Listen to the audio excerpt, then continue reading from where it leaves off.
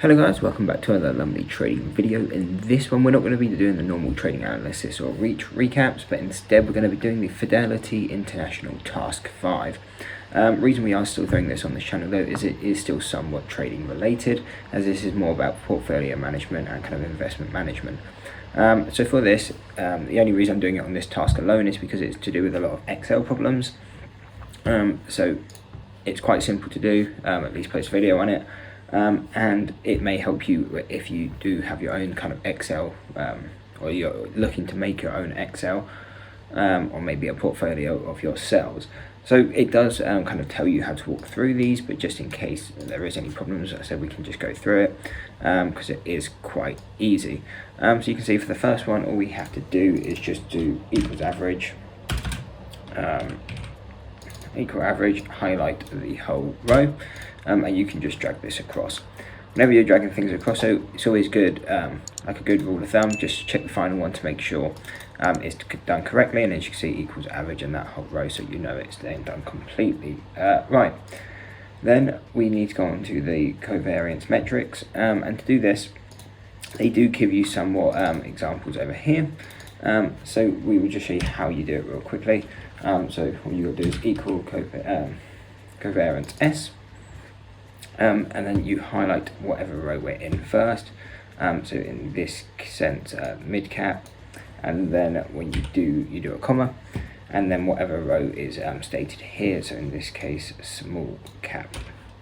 And again, you can just do that on the. What you can do is actually to speed everything up is use the $ before the C and before 11, and then again before the C, before the 17, and then what this will do is means you can drag it all the way down, and then it will make editing these formulas a lot quicker, because then all you have to do is come in and change the second part of the comma to whatever it's asking. So here again, this is just like it allows you to do it quite quickly. Just switch this all up, and we'll quickly do one example in here as well, just to make sure it's very simple, and then we'll skip forward because it'll take about probably 5 minutes to do this whole thing.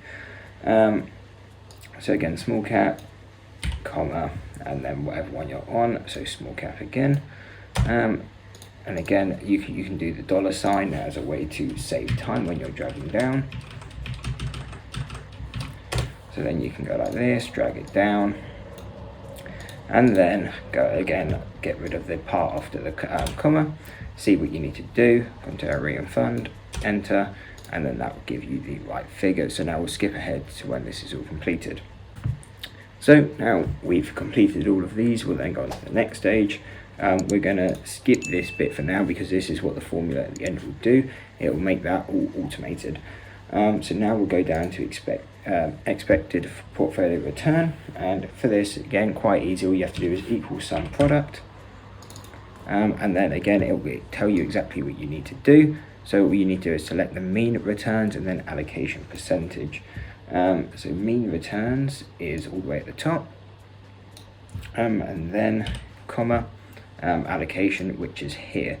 And this is one mistake that some people may have made, because they may have selected this part by accident, but that would actually do the wrong formula. So yeah, you need to make sure you're highlighting the mean returns, percentage of allocation in portfolio that way instead. Then again we push down, and now we go into the Sharpie ratio.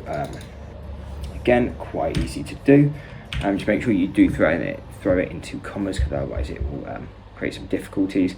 So portfolio return, and then all you have to do is minus risk-free rate. This will be at the top, and it even tells you what it is. It's a 10-year treasury yield, but for the actual calculation it doesn't matter too much. Okay, and then all you have to divide it by, it will tell you the standard deviation of portfolio returns, and that's also just known as standard deviation, which will be the volatility. Press enter, and then you should get 0.99. Then again, we go down, we'll do the same formula, but this time for the benchmark return. So again, average return is put there for you, minus risk-free rate, again at the top. Close off the comma, close off the bracket, sorry.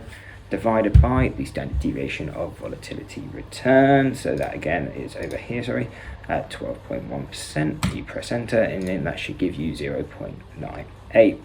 Now it's telling you to do the final part, which is using the solver, and you may not have this built in. If you go over to data, if it's already enabled, you should have a solver here at the top right. If you don't, all you have to do is basically just put solver at the top, search it, and then just select solver add-in, press OK, and then it will add it. So then what we can go and do is, again, it will literally tell you what you need to do.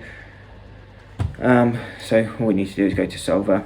This will most likely already all be selected for you properly, so you probably won't even have to make any edits, but it is good. What we will do is still do it ourselves, just so if it's not done correctly you can still know how to do it, because if this was a real example, obviously it most likely probably wouldn't be done for you. So all you need to know, all you have to do for the set objective, this is what you put as the Sharpie ratio we're trying to change. So in this case it's going to be the 0.99 because that's the historical portfolio returns and not the benchmark one. So we put that in. We want it to give us the max possible Sharpie ratio, so we leave that on max. And then what variables are we changing, and this will be the fund allocation. So all we have to do is go over here. Again, it is already actually done for us, so it makes life a lot easier, but if not, you just highlight the percentages over there. And again, this is already done for you as well, but if it's not, all you have to do is go over here, do cell reference, and that will be the 100% allocation, so you make sure it goes to 1, and then constraint, you just have that as 1, and then all you have to do is click OK, solve, and then what you should see is just press OK. Your Sharpie ratio should change to 1.73. It now shows you the ideal portfolio allocation, and basically you have now been given exactly everything you're looking for task 5. So if you do go through it like this, I think it says it should take around an hour, but it's quite quick if you know how to do it all. So hopefully that made everything simple on task 5. Hopefully this helps you out if you're doing task 5, or if you're looking to do some sort of similar thing when you're creating your own trading portfolio and trying to find where to allocate funds. So I hope you enjoyed the video. Hope to see you in the next one, and that's it. Peace.